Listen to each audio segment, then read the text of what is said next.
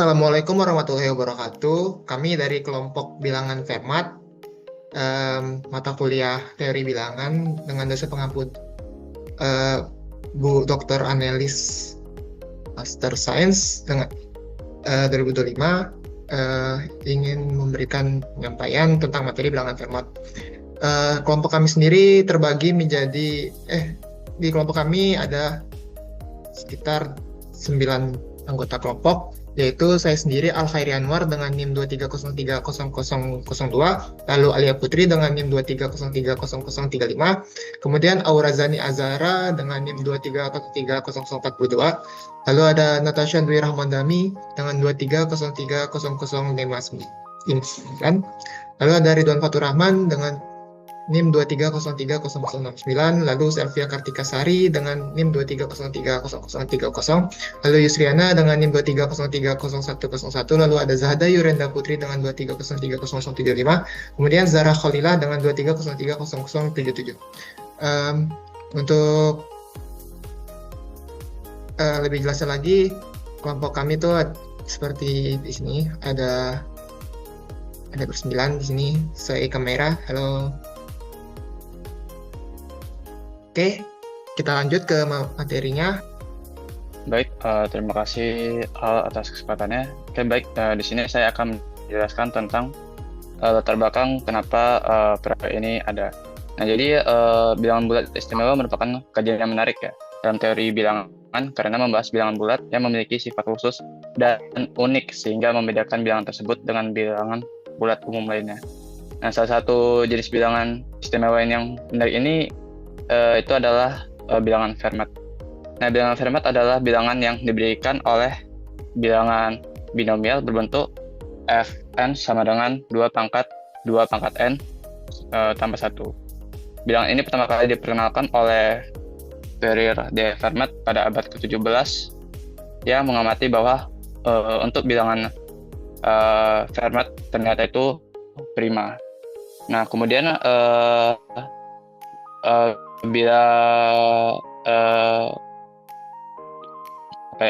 pembuktian Fermat ini terus dibantah oleh Leonhard Euler pada tahun 1732 yang membuktikan bahwa pada bilangan kelima itu ternyata bukan bilangan prima.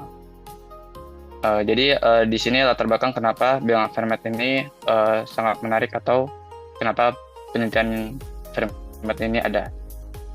Mungkin boleh dilanjut slide-nya.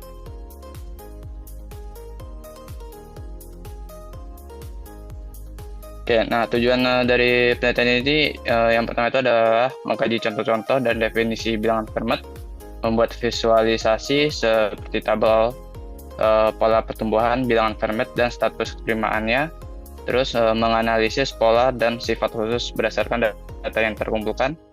Yang keempat itu menyelidiki hubungan antara bilangan Fermat dengan bilangan prima, dan yang terakhir adalah menyimpulkan karakteristik bilangan Fermat dan merefleksikan relevansinya dalam sejarah matematika serta penelitian modern. Oke, mungkin itu saja pembahasan atau penyampaian dari saya. Saya kembalikan lagi kepada moderator. Terima kasih Ridwan telah menyampaikan materi mengenai latar belakang dan tujuan dari bilangan Fermat. Kemudian akan kita lanjutkan dengan dasar teori pertama. Baiklah, terima kasih kepada moderator. Selanjutnya kita akan membahas dasar teori. Dasar teori yang pertama itu definisi bilangan Fermat.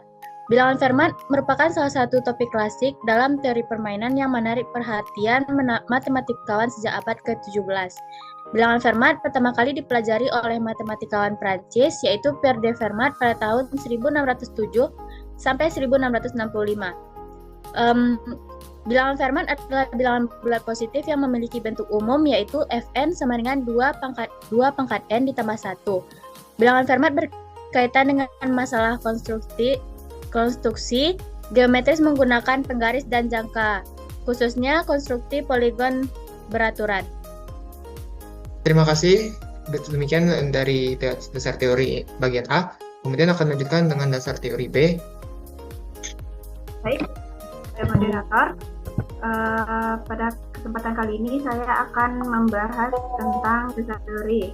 yang teorema. Yang pertama ada teorema yang pertama, yaitu jika FPBMN itu bernilai 1, maka residu terkecil modulo M dari barisan A, 2A, 3A sampai ke M kurang 1A adalah satu permutasi dari 1, 2, 3 sampai ke M kurang 1. Atau bisa juga kita katakan dengan jika FPB dari Mn itu bernilai 1, maka setiap bilangan bulat kongruen modulo M itu dengan tepat 1 dari 1, 2A, 3A sampai ke M kurang 1A. Nah, untuk lebih jelasnya kita masuk ke contoh. Perhatikan barisan bilangan 4, 8, 12, 16, 20, dan 24. Nah, penyelesaiannya itu residu-residu terkecil dari modulo 7 dari masing-masing suku tersebut adalah 4 itu akan kongruen dengan 4 modulo 7, 8 kongruen dengan 1 modulo 7, 12 kongruen dengan 5 modulo 7, 16 kongruen dengan 2 modulo 7, 20 kongruen dengan 6 modulo 7, dan 24 itu akan kongruen dengan 3 modulo 7. Nah, pada keenam kekongruenan tersebut, terbukti bahwa residu-residu terkecilnya itu modulo 7 dari suku-suku pada barisan 4, 8, 12, 16, 20, dan 24 itu adalah suatu permutasi dari 1, 2, 3, 4, 5, dan 6. Selanjutnya itu ada teorema yang kedua yang berbunyi jika P satu bilangan prima dan FPB dari Mn bernilai 1, maka A pangkat P kurang 1 akan kongruen dengan 1 modulo P. Nah, contohnya itu kita disuruh untuk tentukan sisa pembagian dari 9 pangkat 60 dengan 13. Nah, untuk membuktikannya itu kita tahu bahwa FPB dari 9 dan 13 itu adalah bernilai 1 dan 13 itu adalah angka prima. Maka 9 pangkat 12 itu akan kongruen dengan 1 modulo 13. Nah, karena kita di sini disuruh mencari 9 pangkat 60, maka bisa kita cari dengan 9 pangkat 12 dikalikan dengan 5, yaitu kongruen dengan 1 modulo 13, sehingga hasilnya itu 9 pangkat 60 akan kongruen dengan 1 pangkat 5 modulo 13. Nah, jadi sisa pembagian dari 9 pangkat 60 dengan 13 itu adalah 1. Yang ketiga itu ada teorema ketiga yang berbunyi jika P suatu bilangan prima, maka A pangkat P akan kongruen dengan A modulo P untuk setiap bilangan bulat. Nah, kita masuk ke contoh soal itu, apakah 117 itu suatu bilangan prima? Kita tahu kalau teorema 3 itu tadi berbunyi bahwa A pangkat P itu akan kongruen dengan A modulo P. Nah, kita ambil sembarang A itu sama dengan 2. Sehingga mengikuti bunyi teoremanya tadi bisa kita tulis 2 pangkat 117 itu akan kongruen dengan 44 modulo 117. Nah, kita tahu kalau 44 itu dia tidak sama dengan 2 modulo 117. Nah, karena dia kontradiksi dengan bunyi teorema yang ketiga tadi, maka bisa kita simpulkan bahwa 117 itu bukan bilangan prima. Terakhir itu ada teorema yang keempat berbunyi jika P dan Q adalah bilangan-bilangan prima yang berlainan sedemikian hingga A pangkat P itu kongruen dengan A modulo Q dan A pangkat P itu akan kongruen dengan A modulo P, maka A pangkat PQ itu kongruen dengan A modulo PQ. Nah, untuk jelasnya kita masuk ke contoh, yaitu tunjukkan bahwa 2 pangkat 340 itu kongruen dengan 1 modulo 341. Kita tahu kalau 341 itu dia kongruen dengan 11 dikali 31, di mana 11 kali 31 itu dia termasuk ke bilangan komposit. Jadi kekongruensi ini tidak akan menjadi primalitas, sehingga bisa kita simpulkan bahwa 2 pangkat 340 kongruen 1 modulo 340 itu. Selanjutnya akan dilanjut oleh Yusriana untuk menyampaikan dasar teori C. Selanjutnya itu yang ketiga, kepada analisis primalitas bilangan Fermat. Pierre de Fermat pada tahun 1607 sampai 1665 mengamati bahwa kalau F0 sampai F4 itu adalah bilangan prima, di mana Fn itu kan tadi rumus berbentuk sama dengan 2 pangkat n ditambah 1. Nah, pas F0 itu sama dengan 3, F1 itu sama dengan 5, F2 itu sama dengan 17, sampai F4. Nah, itu semua itu dari F0 sampai F4 itu adalah bilangan prima. Lalu, si Pierre de Fermat ini mengkonjekturkan kalau Fermat itu adalah bilangan prima. Lalu pada tahun 1707 sampai 1783 si Leonhard Euler ini membuktikan kalau F5 itu bukan bilangan prima karena F5 itu dapat difaktorkan dengan faktor 641 dikali 6.700.417 yang mana F5 ini merupakan komposit. Nah, untuk menentukan Fn itu bilangan prima atau enggak atau tidak itu dapat diuji dengan uji Pepin. Uji Pepin ini ditemukan pada tahun 1877, di mana untuk n besar sama dengan 1, Fn adalah bilangan prima jika dan hanya jika memenuhi kongruensi 3 pangkat Fn dikurang 1/2 sama dengan minus 1 mod Fn. Nah, untuk teorema Euler tentang bentuk faktor bilangan Fermat, itu setiap faktor prima dari Fn harus berbentuk P sama dengan K dikali 2 pangkat N tambah 1 ditambah 1. Nah, dari teorema inilah kita dapat dipermudah dalam mencari faktor. Kemudian, untuk dasar teori yang ketiga, pola pertumbuhan bilangan Fermat. Nah, bilangan Fermat tadi kan berbentuk Fn sama dengan 2 pangkat 2N ditambah 1. Nah, untuk F0 sama dengan 3 itu 1 digit. Nah, untuk F4 itu sama dengan 65.537 itu 5 digit. Nah, untuk F6 itu memiliki 20 digit dan F20 itu memiliki lebih dari 300.000 digit. Nah, dari sini dapat dianalisis itu tidak ada pola sederhana yang dapat memfaktorisasikan Fn itu seberapa banyak gitu. Nah, beberapa bilangan Fermat komposit itu memiliki faktor kecil, tapi semakin besar n-nya itu maka faktorisasinya itu akan menjadi lebih susah. Jadi pola pertumbuhan bilangan Fermat ini n-nya itu tambah besar maka makin susah gitu. Baik. Selanjutnya akan disampaikan tentang metode dan juga alat dan bahan oleh Sylvia. Pada Sylvia disilakan. Poin selanjutnya itu adalah metode. Nah, pada penelitian ini ada pun alat dan bahan yang digunakan yaitu disesuaikan dengan tujuan pembahasan, mempelajari bilangan Fermat serta peran teorema Fermat dalam pengujian keprimaan bilangan bulat. Nah, karena proyek ini itu bersifat kajian teoritis, maka tidak diperlukan alat eksperimen. Nah, alat yang digunakan itu meliputi komputer atau laptop sebagai sarana penulisan makalah. Nah, kedua itu perangkat lunak pengolahan kata untuk menyusun laporan, serta kalkulator ilmiah sebagai alat bantu dalam melakukan perhitungan bilangan Fermat pada nilai tertentu. Nah, adapun bahan yang digunakan dalam proyek ini yaitu berupa buku teks teori bilangan, jurnal ilmiah, serta artikel akademik yang membahas bilangan Fermat, sifat-sifatnya, teorema Fermat, dan konteks pengujian keprimaan bilangan bulat. Nah, sumber tersebut digunakan sebagai dasar teori acuan utama dalam pembahasan proyek ini, yaitu berdasarkan referensi Burton tahun 2011 dan Rusen tahun 2012. Jelaskan tentang metode penelitian dan alat dan bahannya. Selanjutnya akan dijelaskan prosedur pengerjaannya oleh Natasha Dwi. Oke, di sini saya akan menjelaskan tentang prosedur kerja dari materi yang telah kami bahas ini sebelumnya.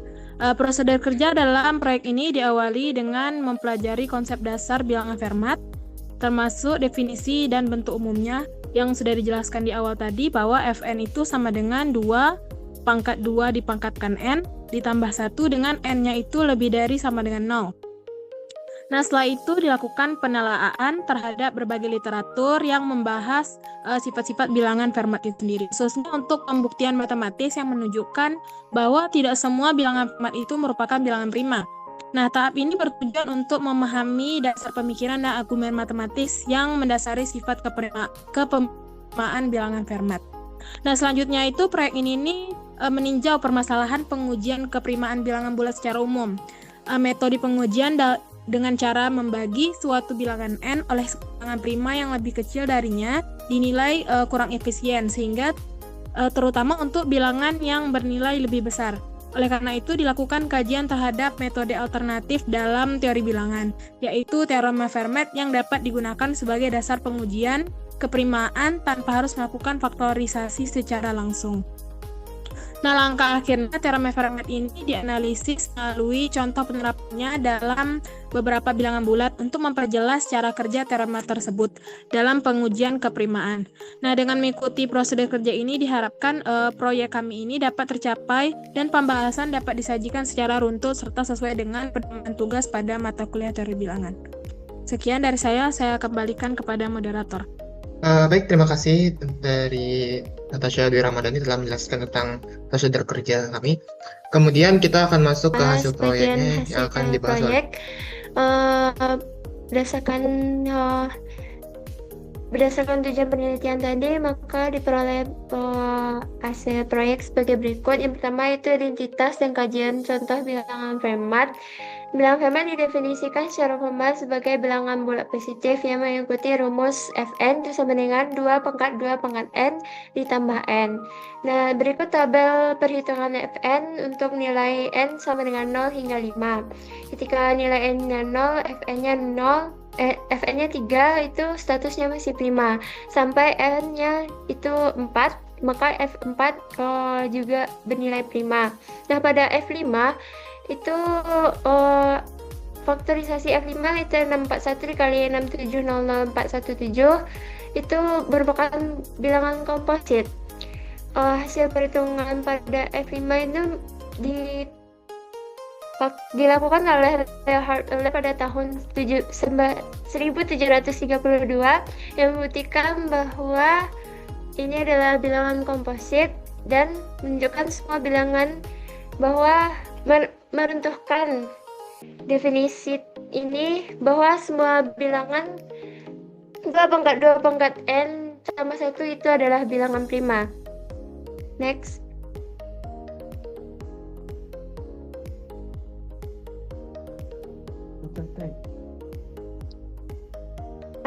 Untuk yang kedua yaitu analisis pola pertumbuhan bilangan Fermat. Nah, pertumbuhan bilangan Fermat ini sangat cepat disebabkan oleh struktur eksponensial ganda dalam rumus pembentukannya. Bisa dilihat untuk tabel berikut menunjukkan jumlah digit pada nilai n. Nah, ketika n-nya 0 itu masih 1 digit, pada n-nya 5 itu sudah 10 digit. Nah, bisa lihat pada n-nya 20 itu lebih dari 300 digit dan ini membutuhkan komputasi super. Next. Nah, yang ketiga itu sifat-sifat bilangan Fermat. Yang pertama itu sifat akhiran digit. Bilangan Fermat itu selalu dengan 7, buktinya menggunakan modulo 10. Nah, 2 pangkat n itu ekivalen dengan 6 pada modulo 10 sehingga ketika dimasukkan ke rumus Fn tadi 6 tambah 1 itu sama dengan 7. Nah, ini berlaku untuk n ketika n-nya itu lebih atau sama dengan 2. Nah, yang kedua itu bentuk faktor prima yang menggunakan teorema Euler. Prima itu ketika k dikali 2 pangkat n tambah 1 ditambah 1. Contohnya pada F5 itu punya faktor dan F5 bukan bilangan prima. Yang ketiga itu uji khusus keprimaan. Untuk n lebih atau bersama 1, Fn adalah prima jika dan hanya jika 3 pangkat Fn dikurang 1/2 itu ekivalen dengan minus 1 pada modulo Fn. Uji ini memberikan metode efisien untuk menguji keprimaan. Next. Yang keempat itu kaitan dengan teorema kecil Fermat. Teorema kecil Fermat itu A pangkat P dikurang 1 ekivalen dengan 1 dalam modulo P jika P adalah bilangan prima dan QCD A, P adalah 1. Aplikasi pada bilangan Fermat itu F5 membuktikan bahwa F5 adalah komposit tetapi memenuhi 2 pangkat 5 F5 kurang 1 ekivalen 1 modulo F5. Ini menunjukkan bilangan tersebut adalah bilangan pseudo prima dan pentingnya multi-metode pengujian primalitas. Next. Next, yang kelima itu status penelitian terkini bilangan prima. Hingga saat penyusunan laporan ini, status bilangan Fermat yang telah terkonfirmasi adalah yang pertama, bilangan prima itu pada F0, F1, F2, F3, dan F4. Bilangan komposit pada F5 hingga F32, serta berupa nilai yang lebih tinggi seperti F36, F38, seterusnya hingga F334. Nah, status yang belum diketahui kebanyakan antara F33 dan F2000. Hal ini masih dalam proses pengujian atau belum tentu tuntas diuji. Saudara Khalila telah menjelaskan mengenai hasil dari hasil proyek kita tadi. Kemudian akan dilanjutkan tentang pembahasannya. Itu pembahasan signifikasi histori. Yang pertama adalah Fermat pada abad 17 mengajukan konjektur semua Fn prima. Yang kedua Euler 1732 membuktikan F5 komposit. Yang ketiga, Gauss menghubungkan Fn prima dengan konstruksi poligon beraturan. Yang keempat, perkembangan metode dari pembagian manual ke komputasi ke algoritma paralel.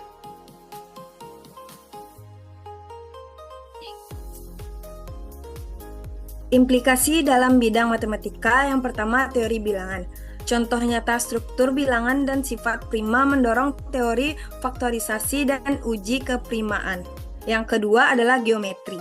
Poligon dengan sisi bilangan Fermat prima bisa dibuat pakai penggaris dan jangka, yaitu teorema Gauss. Yang ketiga, kriptografi.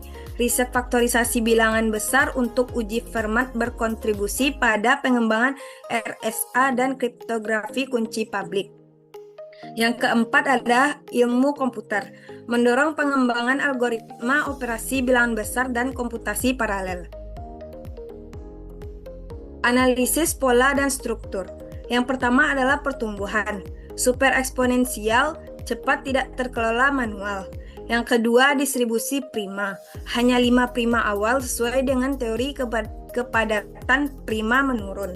Yang ketiga, struktur faktor, pola P sama dengan K dikali 2 pangkat N ditambah 1 ditambah 1 mempercepat pencapaian faktor.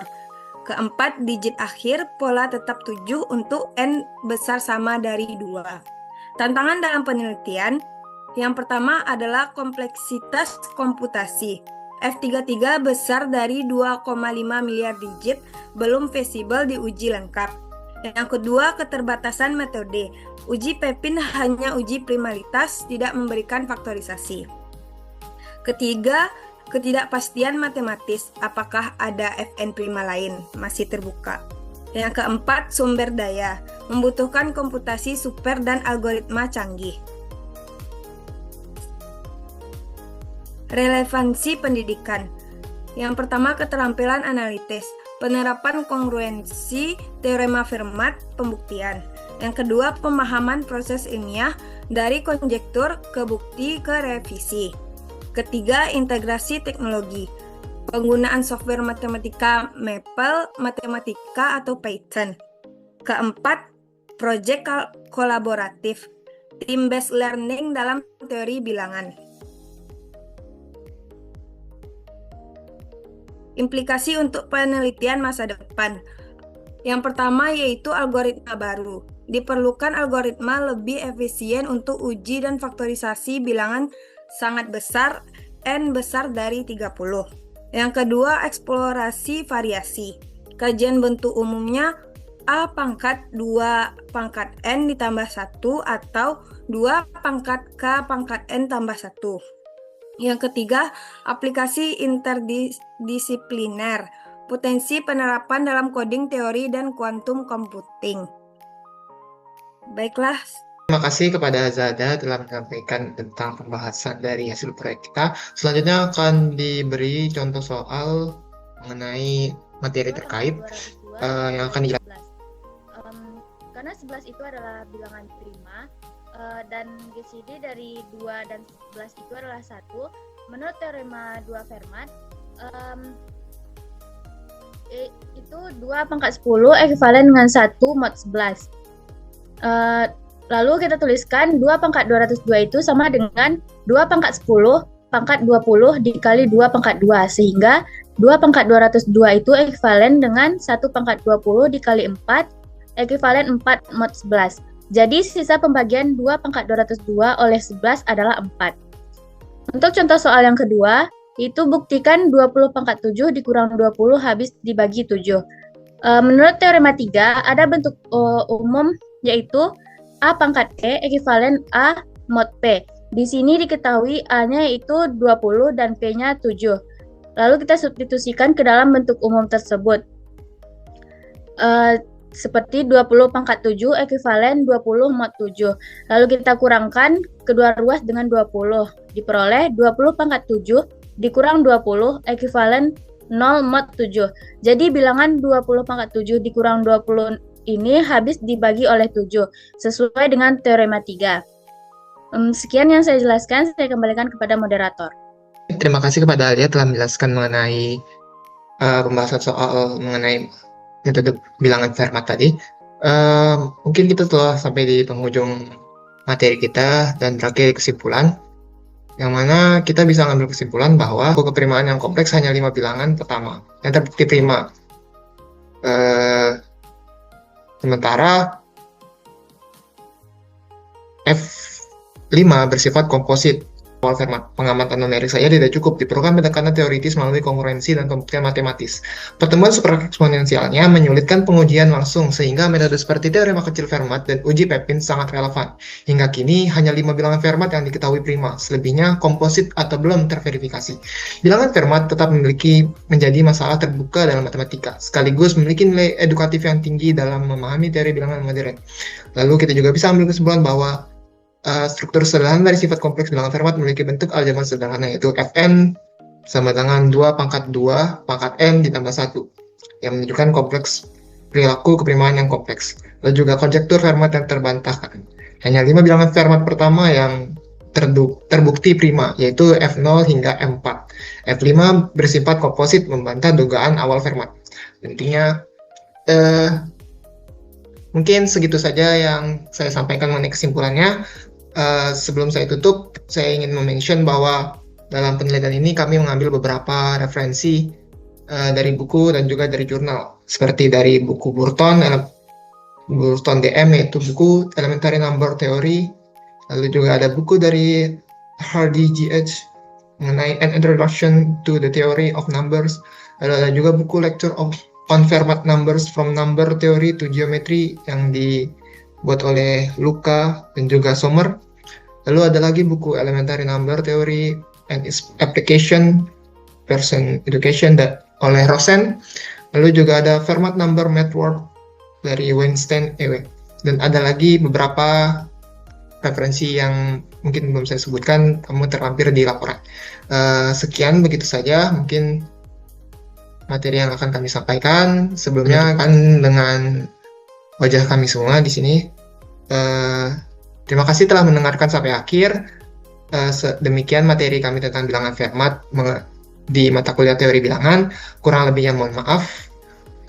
Kami mohon pamit undur diri. Wassalamualaikum warahmatullahi wabarakatuh.